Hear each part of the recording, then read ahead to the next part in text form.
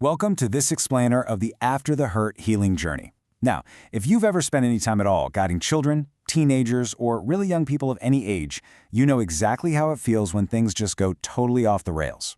A rule gets broken, a massive tantrum erupts, or disrespect suddenly flares up. And immediately, you feel that universal, tightening tension in your chest. Your instinct is screaming that you need to fix this right now. Well, today, we're exploring a profoundly simple yet totally transformative concept from this journey. It's called connection before correction. Let's dive into this and see how shifting our approach in these incredibly tense moments can change absolutely everything. Section 1. The urgency to correct. You know that feeling when a kid does something wrong? Our adult brains just go into absolute overdrive. We want to correct the behavior quickly, shut it down in its tracks, and make entirely sure the child understands what is right and what is wrong. And I want to validate that right out of the gate, because children genuinely need boundaries, they need guidance, and they need truth. They absolutely require adults in their lives who will lovingly but firmly help them grow into healthy humans. So the problem isn't the correction itself. Actually, it's the sequence. Section 2. The balance of guiding.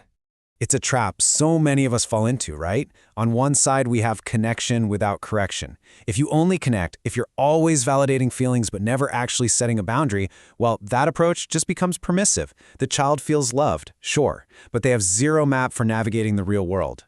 Now, on the flip side, we have correction without connection. If you just lay down the law without checking in on the kid's emotional state, it comes off as harsh.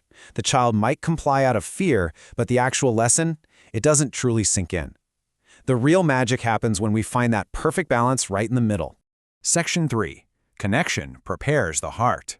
Here is the core thesis of this entire approach, and it's brilliantly simple. Connection does not remove correction. Connection prepares the heart to receive correction. I want you to think about this deeply for a second.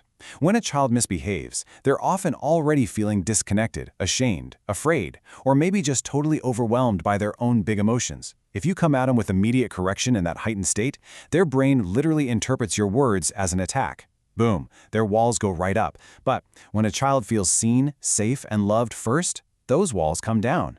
By taking a brief moment to connect, you are prepping the ground so that the seed of your correction can actually take root and land in their heart. These two concepts communicate completely different messages to a child's developing brain.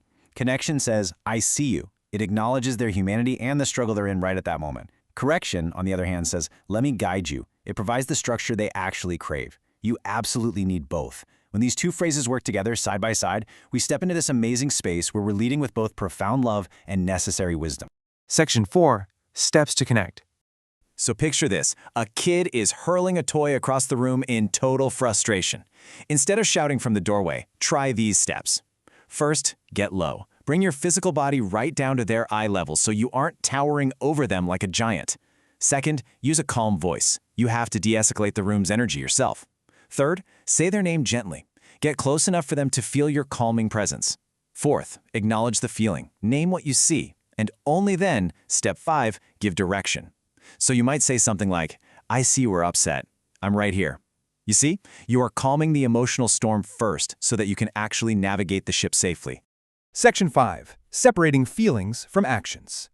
Here's a crucial rule of thumb. Feelings are always allowed, but behaviors need guidance. Young kids often mash the two together. In their minds, if the feeling of anger is justified, then the action of hitting must be justified too. They think, well, because I'm sad I can scream, or because I'm frustrated I can be disrespectful. Our job, using this connection-first method, is to help them untangle their internal emotions from their external actions. We have to teach them that their heart will always be honored, absolutely, but their hands and their words, those still need rules. I highly, highly recommend keeping this phrase in your back pocket. You can feel deeply, but you must still choose wisely. You can put this into practice on the fly by using a script like, it's okay to feel angry, but it's not okay to hit. Let's try again. Notice how that response doesn't excuse the bad behavior for even a second. It corrects the action firmly while entirely preserving and validating the child's internal emotional experience. It's just a profoundly powerful way to build real emotional intelligence. Section 6. Speaking truth in love.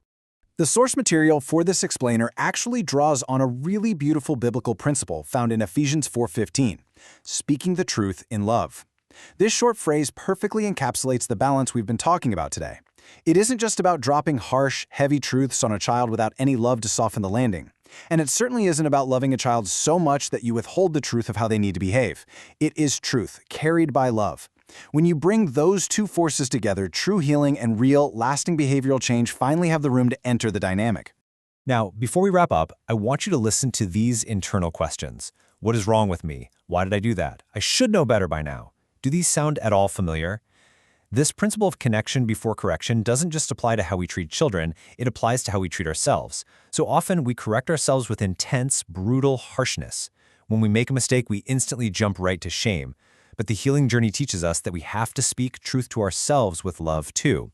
So the next time you mess up, try replacing those harsh internal critiques with the exact same gentle grace, patience, and connection you're learning to offer a child. I want to leave you with a final provocative reflection question to carry around with you today. How did connection change the moment? I challenge you to choose just one tense situation today, whether that's with a kid, a partner, or even just a frustration inside your own head, to deliberately pause, connect first, and only then correct. Just take your time and observe what happens.